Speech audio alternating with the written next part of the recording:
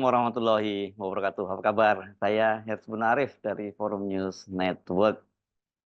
Bagaimana kabarnya hak angket? Pasti sebagian besar dari Anda banyak juga yang bertanya-tanya, ini barang ini jadi apa enggak begitu ya? Karena hari ini kan juga itu banyak sekali berbagai elemen masyarakat itu yang mendatangi gedung MPR dan DPR dan mendorong agar hak angket itu segera digulirkan.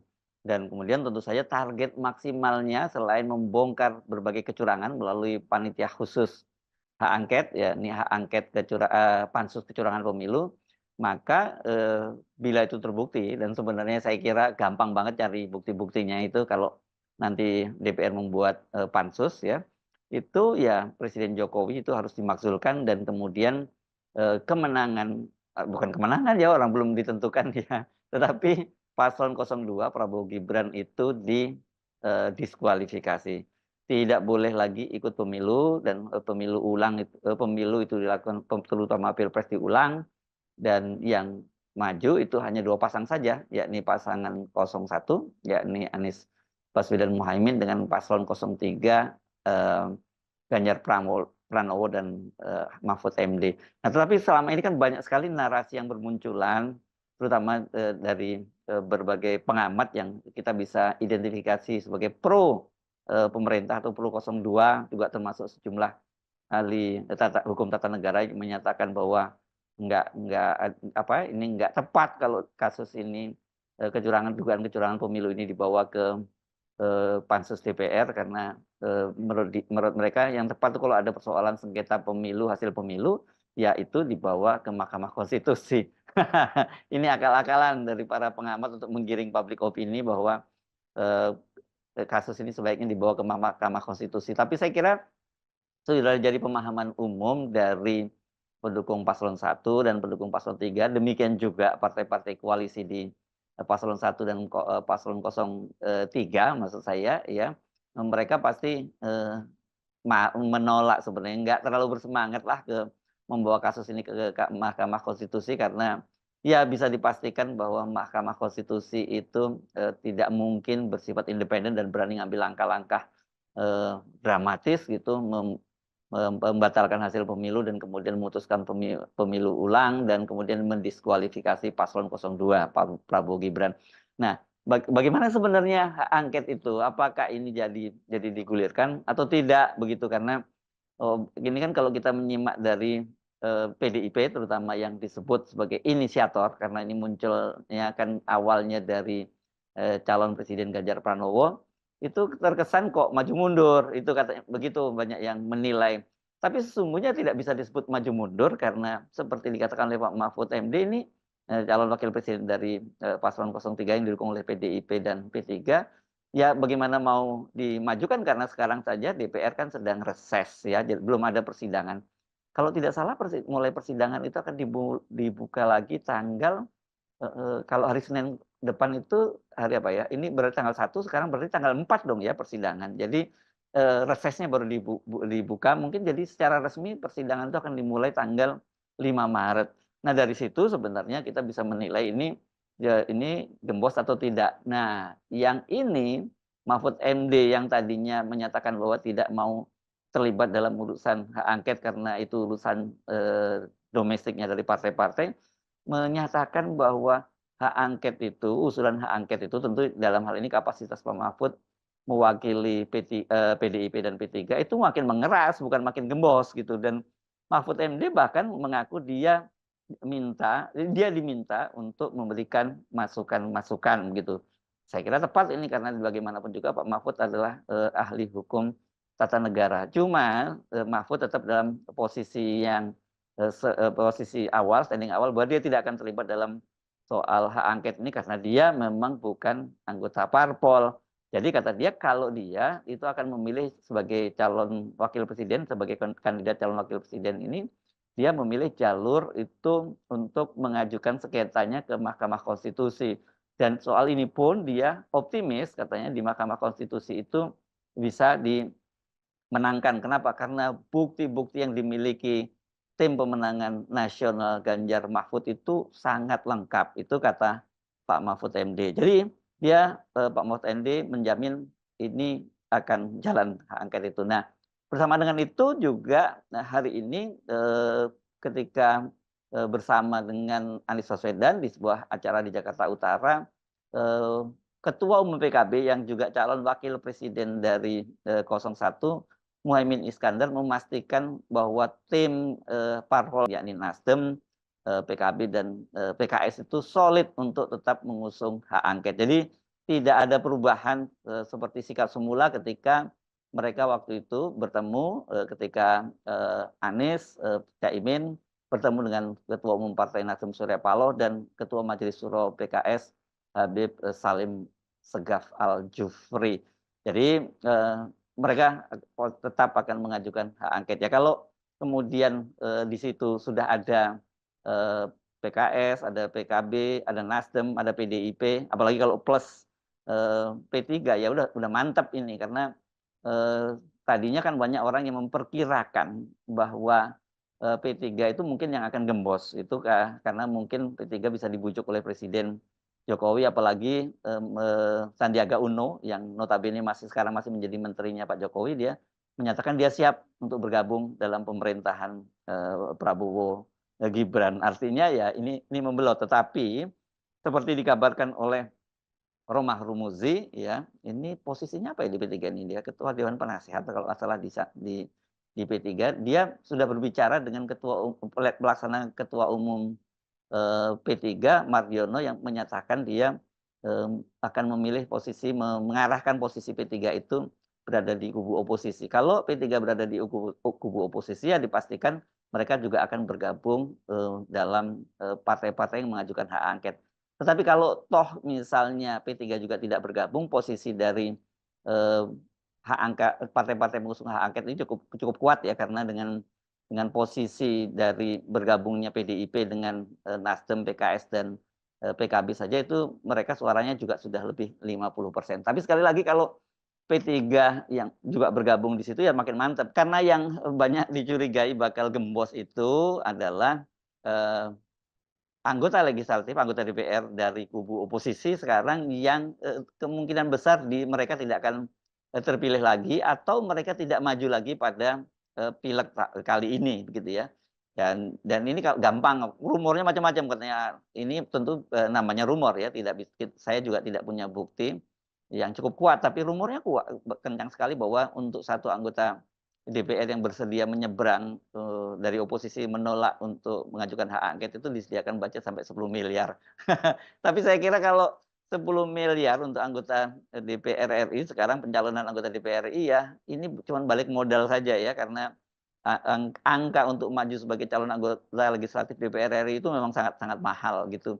Nah, tetapi yang begini-begini saya kira itu memang penting diantisipasi. Nah, itulah dia makanya kemudian sekarang ini, banyak orang yang mencermati rencana pertemuan antara Ibu Megawati Soekarno Putri, Ketua Umum, PDIP dengan, Pak Yusuf Kalla. Kita harus lihat Pak Yusuf Kalla itu dalam 2 posisi. Pertama, dia adalah sebagai pendukung Anies Baswedan, tetapi jangan lupa bagaimanapun juga Pak Yusuf Kalla itu adalah tokoh, Golkar yang sampai sekarang punya pengaruh, terutama untuk Golkar Indonesia bagian timur pengaruhnya masih sangat kuat. Jadi sangat mungkin gitu ya, kalau kemudian Yusuf Kalla kenceng bertemu dengan Megawati untuk membahas soal hak angket, bukannya tidak mungkin yang justru terjadi pembelotan itu dari partai-partai Golkar. Karena itu kemudian, Idrus Marham mantan, sekjen dari, Partai Golkar yang kalau sekarang jabatannya apa ya? Dia ini setelah keluar dari penjara itu karena kasus korupsi ya di KPK waktu itu. Kalau nggak salah penasihat Bapilu begitu ya di Golkar. Dia mewanti-wanti, Pak Yusuf Kalla itu jangan sampai ketika bertemu Megawati itu mengatasnamakan Golkar. Kata dia begitu. Karena kalau, dalam kapasitas apa Pak Yusuf Kalla mengatasnamakan Golkar?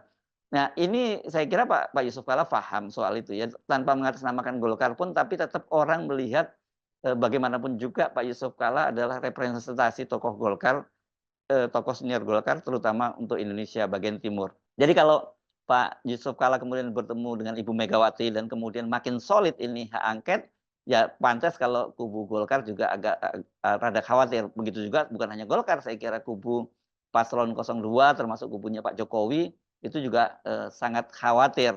Nah, ini kan sebenarnya yang paling khawatir tentu saja Pak Jokowi karena ujung-ujungnya itu kalau kita lihat memang yang disasar hak angket ini selain kecurangan pemilu, kalau dampaknya kemudian terbukti bahwa Pak Jokowi itu melakukan kecurangan yang terstruktur sistematis dan masif, itu ya dia bisa dimakzulkan. Sementara bagaimana dengan nasibnya Pak Prabowo, kita nyebutnya Prabowo gitu ya, walaupun praketnya Prabowo di Gibran, mungkin saja bisa terjadi deal-deal politik gitu. Jadi bahwa oke, Pak Jokowi dimakzulkan, tetapi itu tidak mengganggu atau tidak mempengaruhi posisi Pak Prabowo yang sekarang ini sementara diprediksi akan memenangkan Pilpres 2024. Bagi Pak Prabowo kalau itu ada deal semacam itu tentu sangat menguntungkan. Pak Jokowi dimakzulkan, sementara kemudian dia kemenangannya tidak diutak-utik, itu kan buat Prabowo juga sangat bagus. Kenapa? Karena dengan Jokowi dimakzulkan, ini tentu saja posisi Gibran akan menjadi sangat lemah dan itu membuat Pak Prabowo itu menjadi lebih leluasa untuk mengelola pemerintahannya. Karena sangat terkesan kuat sekali Pak Jokowi itu sekarang masih terus akan cawe-cawe ya. Misalnya ya tentu misalnya sekarang ini kan muncul rumor bahwa dia ingin mengambil alih Golkar dan memang bukan Pak Jokowinya langsung yang menjadi ketua umum, tapi mungkin orang lain atau tokoh Golkar yang ada tapi yang proksinya Pak Jokowi. Nah, kalau itu terjadi dan sekarang ini suara Golkar itu cukup tinggi hanya di bawah PDIP, dan dikhawatirkan ini kalau dari sebaran suara kendati suara Golkar itu secara nasional lebih rendah dari PDIP, tapi jumlah kursinya kemungkinan Golkar bisa lebih banyak dari PDIP. Dan kalau itu terjadi berarti Golkar akan mendapatkan posisi sebagai ketua DPR. Bayangkan kalau nantinya suaranya lebih jumlah suara lebih banyak, kursi lebih banyak, dia punya posisi sebagai ketua DPR Golkar, ditambah lagi Gibran misalnya nanti di apa di jaket kuning kan, wah ini kan Golkar yang akan menang banyak gitu dan Pak Jokowi juga bisa posisinya makin kuat dan dia pasti akan dalam tanda petik bukan lagi cawe-cawe tapi merecoki pemerintahannya Pak Prabowo. Pak Prabowo itu bisa di cornering begitu, dia betul presiden tapi sesungguhnya yang tetap berkuasa adalah Pak Jokowi. Itu kan yang terjadi. Jadi ini soal pertarungan jadi tidaknya hak angket itu ini sangat menarik. Nah, kembali ke soal pertemuan Pak Yusuf Kala dengan Ibu Megawati, Anies Baswedan hari ini ketika ditanya oleh wartawan dia menyatakan bahwa itu sebenarnya pertemuan yang sudah dirancang cukup lama. Itu cukup lama itu artinya bukan jauh sebelumnya, tapi saya kira dalam konteks Pilpres ini dengan begitu ya berarti akan segera terjadi pertemuan antara Pak JK dengan Ibu Megawati. Sementara Pak JK sendiri menyatakan bahwa ya ini masih diatur waktunya katanya begitu Pak Yusuf Kala. Dan ini tapi soal kepastian pertemuan antara Ibu Megawati dengan Pak Yusuf Kala itu datang dari politisi Nasdem Adian Apitupulu. Ketika ditanya wartawan dia menegaskan, oh, itu pasti akan terjadi. Nah, kalau ini kan orang melihat bahwa Pak Yusuf Kala ini jadi semacam jembatan begitu ya. Jembatan antara paslon 01 dan paslon 003, juga jembatan antara Ibu Megawati dengan Surya Paloh. Jadi akan coba kita perhatikan nanti kalau kemudian terjadi pertemuan antara Ibu Megawati dengan Pak Yusuf Kala dan kemudian tidak lama kemudian Surya Paloh bertemu dengan Ibu Megawati, ya ini komposisi antara penggabungan gitu ya di penggabungan untuk kepentingan taktis dalam soal hak angket di DPR ini akan semakin kuat. Jadi saya kira dalam konteks itu makanya kemudian kalau muncul semacam publik opini seolah-olah bahwa hak angket itu gembos gitu yang kemudian tadi ditegaskan oleh Pak Mahfud MD bukannya gembos malah makin mengeras, ya saya kira nanti keras atau gembosnya itu bisa kita lihat dari pertemuan antara Ibu Megawati dengan Pak Yusuf Kala. Tetapi saya kira tanpa pertemuan Ibu Megawati dan Pak Yusuf Kala pun sekarang ini kalau kita lihat ya hak angket itu sudah pasti bakal bergulir ya karena tadi dari paslon 01 sudah jelas seperti dikatakan oleh Pak Surya Paloh dan kembali ditegaskan oleh Muhaimin Iskandar mereka solid. Kemudian dari PDIP juga sejumlah politisi yang menyatakan mereka juga tetap akan mengajukan hak angket dan juga seperti dikatakan oleh Pak Mahfud, ini penting dicatat loh, Pak Mahfud ini kan sebelumnya terkesan dia tidak mau cawe-cawe urusan hak angket, tapi sekarang dia sudah bicara soal hak angket. Jadi, kita bisa pastikan bahwa hak angket itu, bakal bergulir. Cuma sampai sampai, di mana ini tahapan hak angket itu, karena muncul statement misalnya dari PDIP, kalau tidak salah Todung Mulya Lubis ya, deputi hukumnya TPN Ganjar Mahfud menyatakan bahwa ini, hak angket itu tidak diikuti dengan pemakzulan Pak Jokowi. Ini kan, saya kira kata-kata yang cukup bersayap. Bisa saja ini untuk semacam strategi agar Pak Jokowi jangan terlampau resisten gitu terhadap hak angket gitu, karena dia sudah mendapat jaminan bahwa dia tidak akan dimakzulkan. Tetapi kalau kemudian ternyata hak angket itu berjalan, kemudian pansusnya dibentuk dan, pansus ini memanggil mereka-mereka yang berkaitan dengan pelaksanaan pilpres termasuk juga Presiden Jokowi dan kemudian fakta-faktanya menemukan ketika dan kemudian ternyata ditemukan banyak fakta-faktanya sangat kuat tentang, kecurangan yang diinisiasi oleh penguasa dalam hal ini Presiden, Jokowi, ya saya kira tidak ada, tawar-menawar lain lagi kecuali bahwa Presiden Jokowi dimakzulkan. Jadi saya kira itu ya, konteksnya mengapa kemudian muncul berbagai rumor bahwa, hak angket itu gembos. Sekali lagi kita menunggu sampai masa persidangan, dibuka di DPR karena sekarang ini sedang reses. Saya Hizbun Arif dari Forum News Network, sampai jumpa lagi. Wassalamualaikum warahmatullahi wabarakatuh.